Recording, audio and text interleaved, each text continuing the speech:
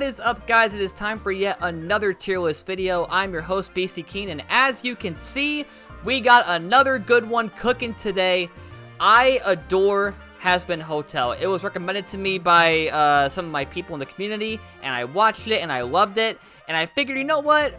I want to do a tier list on it, but I wanted to rewatch it again to make sure that I, was very confident in my ranking. So, over this past week, I rewatched the entire series again, and I took some notes down to make sure I have a really good idea of where I want to put each episode. So, we're going to now rank each one based on how much I enjoyed it, and we're not doing, A through F like we S through F like we normally do. So, we're making these, pretty much, worst to best, or as I like to put it, least enjoyable to most enjoyable. So, as you guys see, we have 1 through 9 here. 9 being my least favorite and 1 being my most favorite. So, we're going to go through each one and we're going to rank them. So, with that said, here we go. Let us start, and I have my whole notes here in case I forget to say anything. But, let's start with the pilot. Now, I think this is a really good pilot. It introduces us to Charlie Morningstar. We got Angel Dust. We got that fight between Serpentius and Cherry Bomb. We got, also, I didn't realize that, Vaggie, I realized this, when I went back to rewatch it. I think I knew back then, but I forgot about it. But Vaggie, who's, Charlie's girlfriend, is actually voiced by, Stephanie Beatriz, who voices Mirabelle in Encanto, a Disney movie, so that's kind of weird. But, there we go. We got, Charlie, of course, trying to get on the news and sell her hotel idea to the masses, and they don't really, care for it and all that. We got the limo scene with them and Angel Dust. That was a good one. We got my boy Alistair coming in. One of my favorite characters in the entire series. Oh my god. This line here. When Alistair asks Angel Dust, what do you do? And he says, I can suck your dick. It was so good. He's like, you're lost when he says no. We meet Nifty, of course, who, again, is a great character. I love Nifty so much. But, I think this pilot, not my favorite, but it does a really good job, setting the characters up, the story, the world, the lore. So for this one, I'm gonna rank the pilot. My ranking for this one is gonna be at number 6. I think this one is a really fun episode. It's middle of the road for me. It's not my favorite, but it does, again, a great job of, letting you know what the show's gonna be about, all the cursing especially, and it's a good one. So for that reason, I'm gonna put this at the number 6 spot here. All right, episode 1. We get Lucifer's whole backstory with him and Charlie's mom Lilith. We get Alistair showing a very hilarious commercial at the beginning. We got Angel Dust, of course. He thinks porn is the way to go. That's his character. I mean, but I mean, people love that, so there you go. Not a bad idea. And then one of my favorite, one of my favorite Angel Dust moments here is these next few lines where he says, where I think it's Vaggie or somebody who says, we can't exploit people. And then he's like, this body was made to be exploited. And then one of my other favorite lines is one I quote a lot on stream, which is, oh, kinky. Come on, keep talking dirty. I quote that line all the time. I adore it. But here's the thing, right? One of the reasons why this episode really resonated is that it has what I think are 2 of the best songs in the entire series, being Happy Day in Hell and Hell is Forever. I think Hell is Forever might be my favorite song in the entire series. Hell is forever, whether you like it or not. Da, da, da. Also, Adam, dude. I think, honestly, I know Adam's kind of a dick and a villain. For me, he is my favorite character in the entire series, bar none. I think he has the best dialogue. I think he has the best character and the best, expressions. A lot of his lines made me laugh my fucking ass off because he says them so well. And I just adored it. I love Adam. So yeah, I will say though that I don't think this one really is that much better than the pilot, but I will rank it higher than the pilot. I'm putting this one at number 5. I think a lot of people will rank this a little bit lower, but for me, I think it did a good job, like the pilot, of setting up certain characters, introducing certain characters, introducing the plot, the whole trying to redeem hell people to heaven, like Charlie's whole hotel idea. And again, those 2 songs are just great. This show is primarily like a musical comedy sort of thing, and those two songs really did hit the mark, in my opinion, and some great character moments. So I'm gonna rank episode 1 and number 5 for this one, and there we go. Now, episode 2. So we get Serpentious showing up to the hotel, which everyone's like, we can't trust him, right? Like, we can't trust the villain because we just saw him fighting, you know, Cherry Bomb and the rest of the people in episode 1 in the pilot. So now he's here? Like, what? Can we trust him? So, that was interesting. And then, oh my god, the show, how is there a show called Yeah, I Fucked Your Sister, So What? Like, who fucking named that show, dude? But I was laughing so hard at that. We get our Vox, Velvet, and Valentino intro. I really like Vox as a character, like him being a whole, like, TV screen sort of character who, just despises Alistair and the hotel and Charlie. You get, Velvet, who I think is his assistant, right? We get Valentino, who's, Angel Dust's boss in the porn company, obviously. We get that cool Vox and Alistair song. Dun, dun, dun. Dun, dun, dun, dun, dun, dun, dun, dun, dun, dun. It's so good. I love it. Oh, and then all the Serpentious stuff. Like, honestly, when I first saw Serpentious, right, I did not know how to feel about him, because, like, he was fine as a villain, but I didn't really think, like, oh, he's a great character, or I can see him, like, having a good story.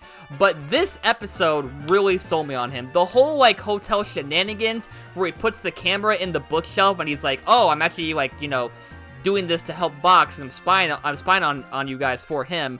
And then he's like, you know what, I kind of regret that, hope you forgive me. And the whole, like, Charlie and Pench's sorry song was really emotional and really cool. So, yeah, honestly, like, from the pilot to episode 2, it got better and better for me. So, I'm ranking episode 2 at number 4 for me. So, yeah, I think from the pilot to episode 2, it just got better and better. But they're not, like, so much better to where I could put, like, episode 2 at, like, number 2 favorite episode. We'll get there, eventually. But, yeah, I just really enjoyed all the character moments. The songs are still hitting, of course. Some funny dialogue as well. But, yeah. Alright. Episode 3 might be a hot take, and hear me out on this, right? I like every episode here, right? I don't hate all of them. But episode 3, to me, felt like a step down from the pilot to episode 2. I just wasn't really vibing with the whole, like, trust exercise thing. It wasn't really, like, it wasn't that funny. It wasn't really, I didn't really get it. Like, I guess they were trying to, I get the whole concept of trying to, like, trust all the hotel members and, like, you know, make friends and whatnot. But it wasn't really my thing, I guess. But, I did love that one scene where Nifty was like, yeah, pain, falls, yeah, pain. It was so good. I adored Nifty so much. She's amazing. We get, Zestiel and Carmilla intros. We get the Velvet and Carmilla song, which was highly underrated. I adore that song so much. Here's the thing, right?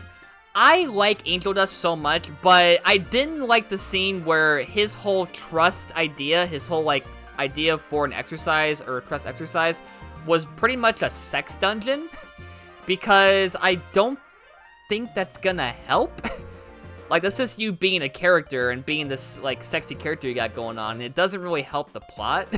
So, I mean, I enjoyed it, but I was like, that's your idea for a trust exercise to, like, make better friends with the other hotel members? It's a sex dungeon? I don't know. Also, the Carmilla and Vaggie song in this one, what is it called? It's like, I forgot the name, but it was so good. They harmonized so well together.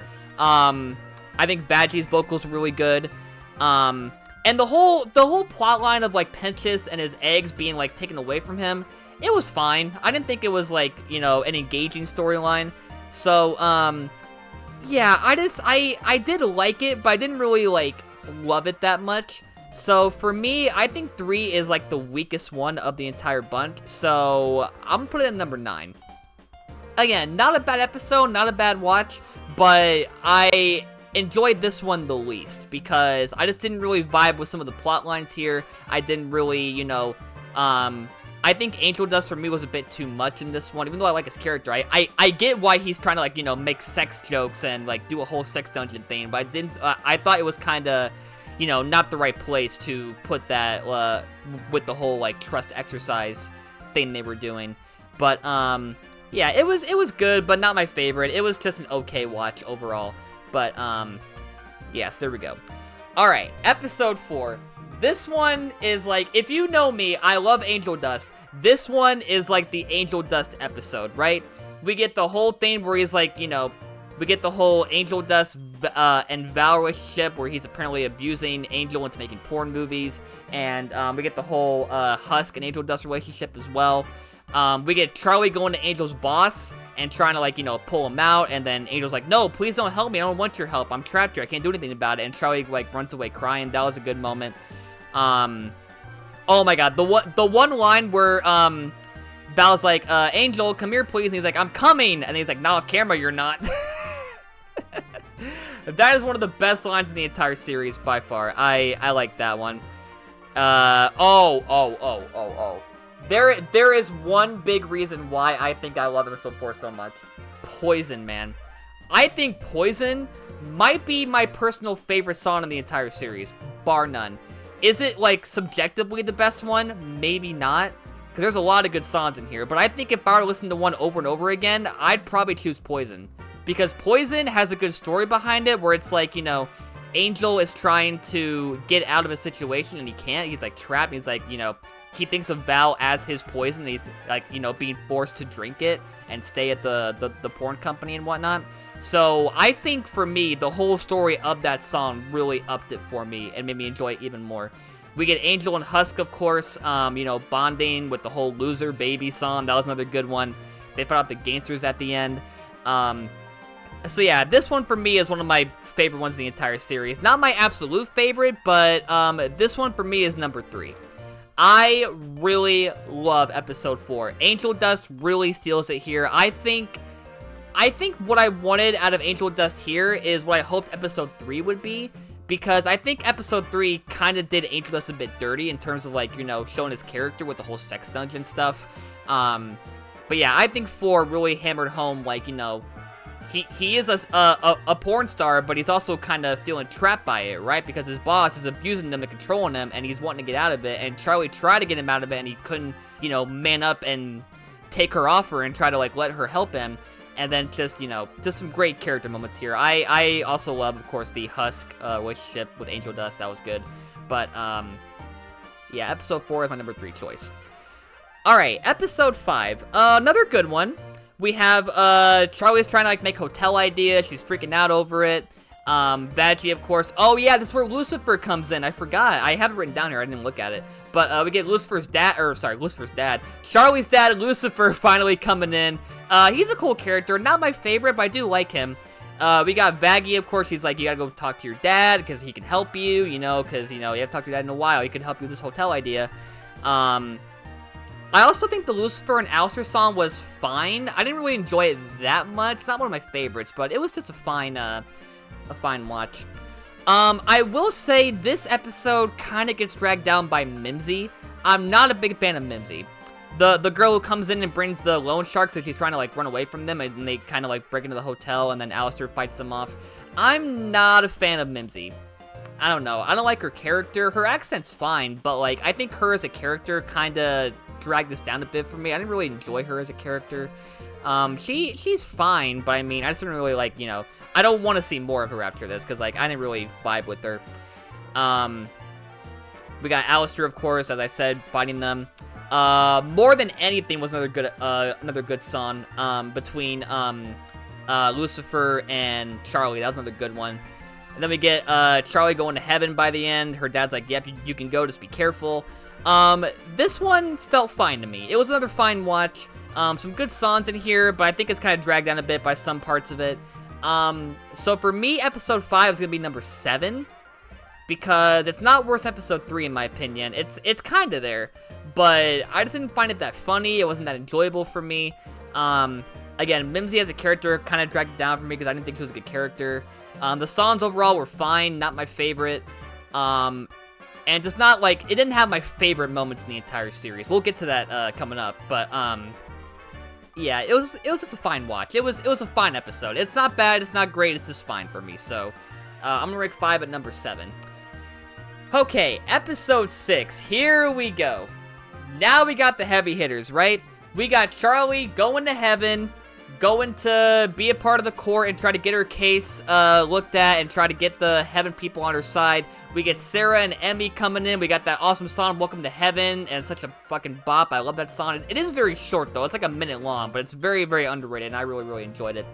But then, oh man, the reveal that Vaggie, Charlie's girlfriend, used to be an exterminator and killed so much of her people, and Charlie had no idea. I did not see that coming. And the fact that her eye, because her eye is gone, right?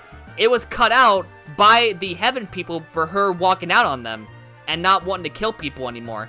That reveal, I was not expecting it. I was shocked. And again, the fact that Vaggie is dating the Princess of Hell, and she has no idea that Vaggie has killed so much of her people. Like, all of her friends and family and whatnot are dead because of Vaggie. Like, that's insane, right? Your lover being a killer who killed your own people? Like, dude, that... bruh. Like, that shocked the hell out of me. And then, of course, the courtroom scene, we got, you know, Charlie trying to plead her case. They use angel dust as, like, you know, evidence of him at the club trying to be good. Also, the club being named Consent is kind of funny to me. I don't know why it's so funny, but it's just, I don't know if it's, like, appropriate. Or sorry, let me rephrase that. Like, I think it's appropriate, but, I don't know. It's a funny name.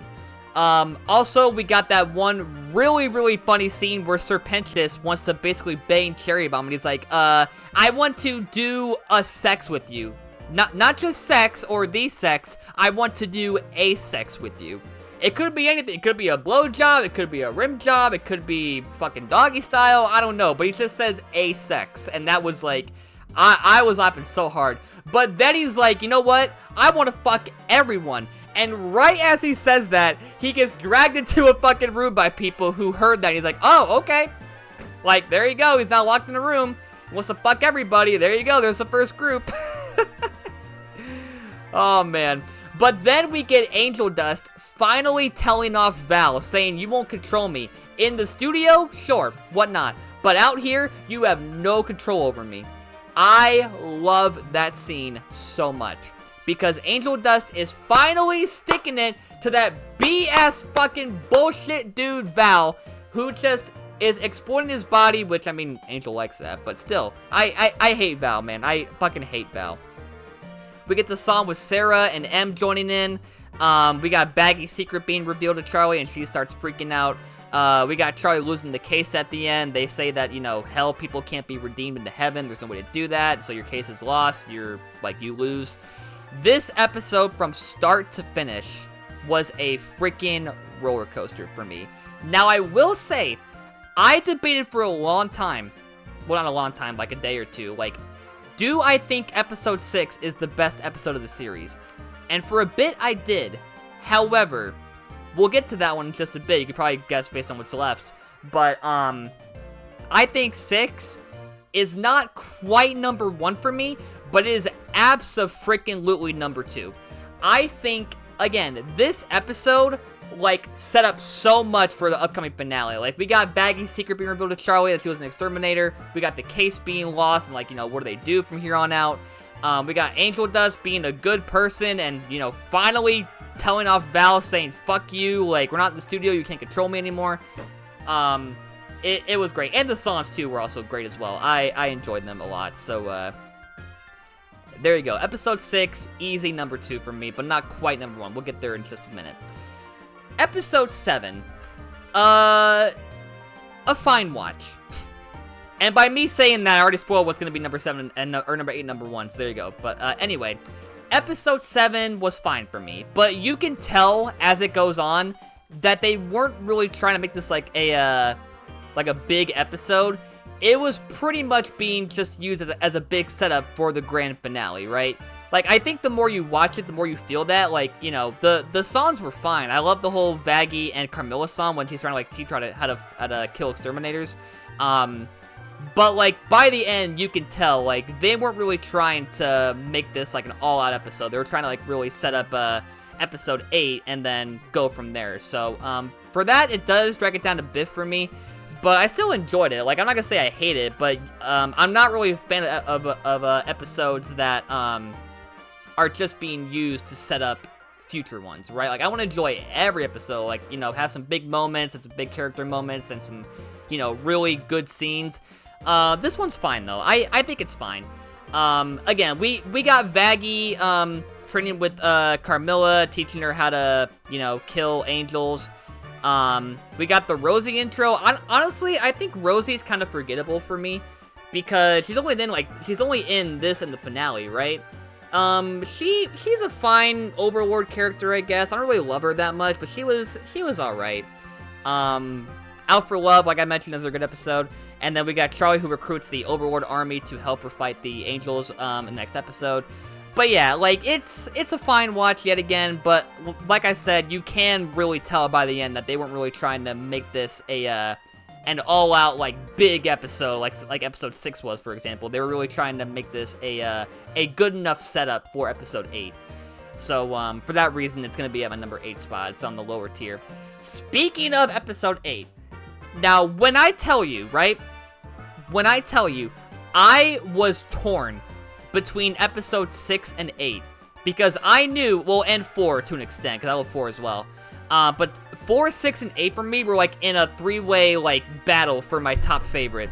I think 4 fell because it didn't really, like, you know, I love the whole Angel Dust stuff, but it didn't really feel like a roller coaster like 6 was. But episode 8 really did as well. So I was torn, like, which one's better, 6 or 8? Because these are definitely my 2 favorites. And I think 8 has a lot more going for it in terms of epic scenes, setup, plot lines, character moments, and just everything in between. So for that reason, might be a cop-out, I don't know, but, like, here's the thing. People think that people rank the finale of a series at the top tier because it's just, like, you know, it's got the big battle at the end. But I think aside from the big battle between Charlie's people, the Hell people, and the Exterminators, there's a lot of good character modes in there, too. It's not just the final battle. Like, we got Alistair and Adam fighting, that was a good scene, and then we got, Adam breaking Alistair's cane, and then Alistair retreats because he can't fight anymore. We get, Adam, I'm so sad Adam died, dude. I'm so sad he died. My favorite character, I get why he died, right? He had to die. He had to die, but, like, I'm so sad that it happened. But what I'm not sad about is who killed him. Fucking Nifty, out of nowhere, stabs Adam, and is like, yeah, stab, stab, stab, stab, stab. It was so good, man. But again, like, I miss Adam, dude. I miss Adam so much. But again, I feel like he did have to die here, so I get that. But, yeah, again, the final battle was great. Some great scenes in that one. We got, Serpentis kissing Cherry Bomb out of nowhere, and it's like, she's like, are you crazy? He's like, yes, and then he just kisses her. And then he does a sacrifice, and I'm like, what? Dude, what? Like, I grew to love Serpentis by the end. I mentioned earlier, right, I did not really love Serpentis in episode 1 of the pilot, right? I thought he was just a fine villain. But episode 2 really sold me on him, so I was like, you know what, I hope they kind of keep him. But they didn't. They killed him off. Well, temporarily. We'll get to that in a minute. But, dude, Charlie going demon mode as well, and, like, her little pet things grow into, like, full-on dragons and help her fight. That was a good moment. We get the Vaggie and Loot rematch. Loot's the person who cut out her eye when she betrayed the, Exterminators. She beats Loot and lets her live. That was a good scene. It was the right decision as well, because Loot, I think, could use a bit more, character development in, Season 2, hopefully, because I kind of like Loot as a character, so hopefully Season 2 gives her a, better character lines. We get Adam's face reveal before he dies. That was a good one. The song at the end, The Show Must Go On, another good one. Really like that. We see Alistair. Oh, dude. The Alistair reveal, where apparently, like, he controls people, right? Like, when he makes deals with people, he, like, controls them, similar to, Husk, for example. But then he says that he's being controlled. Like, someone's controlling him. I was like, what? I have got to see that in Season 2. I want to know who is controlling Alistair and how they're doing it. Because I thought Alistair was such a great, like, mastermind character and was like, you know, you can't control Alistair, no way. But no, he's being controlled. Like, yeah, he's controlling people himself, but he's also being controlled. I was like, dude, what? But then the ending, right? The two ending scenes here. We get Sir Pentious, who is alive, and he's in heaven. So Charlie's point is actually proven that people in hell can be redeemed. Pentious redeemed himself and is now in heaven. Will he go back to hell? I don't know, but that was amazing. But then, of course, the final scene. The final scene. The last one before the series officially ends for Season 1. The reveal that Charlie's mom, who the lore literally said was cast into hell along with Lucifer, her dad, and her husband, right, is somehow in heaven. And we see Lute, who's like, you know, your daughter's going mad, she drove us off, you gotta take care of her. I was like, bro, I was like, what? Like, 6 and 8 were all about the reveals, in my opinion. The roller coaster of emotions and reveals and shocking moments was off the charts for me. But I do think 8, you know, does a bit more and has a bit more shock value to it with the whole Lilith stuff, the Alistair stuff, the Pentious stuff. The final battle, again, was fantastic. So for that reason, might be an easy decision. I don't know. People like to criticize, you know, the finale is like, of course it's the best one, right? But like, I do think this finale did a great job of setting up Season 2 in such a great way in terms of like plot lines, characters, reveals, showing like what could possibly come in Season 2, like in terms of like Alistair's whole controlling plot line and Lilith. So yeah, Episode 8 is my number 1. It's gotta be. Like, I really think Episode 1 was just everything it should have been in terms of setting up Season 2, character moments, reveals, shock value, all that good stuff. So, there you go. With that said, holy hell, I have now ranked every episode of Hazbin Hotel Season 1. There you go. There's the ranking. Episode 8, followed by 6, 4, 2, 1, Pilot. Also, I just realized, like, look at this. The odd numbers are near the bottom tier. Do you guys see that? Because we have 3, 7, 5, and 1, and then 2, 4, 6, 8. Isn't that kind of weird?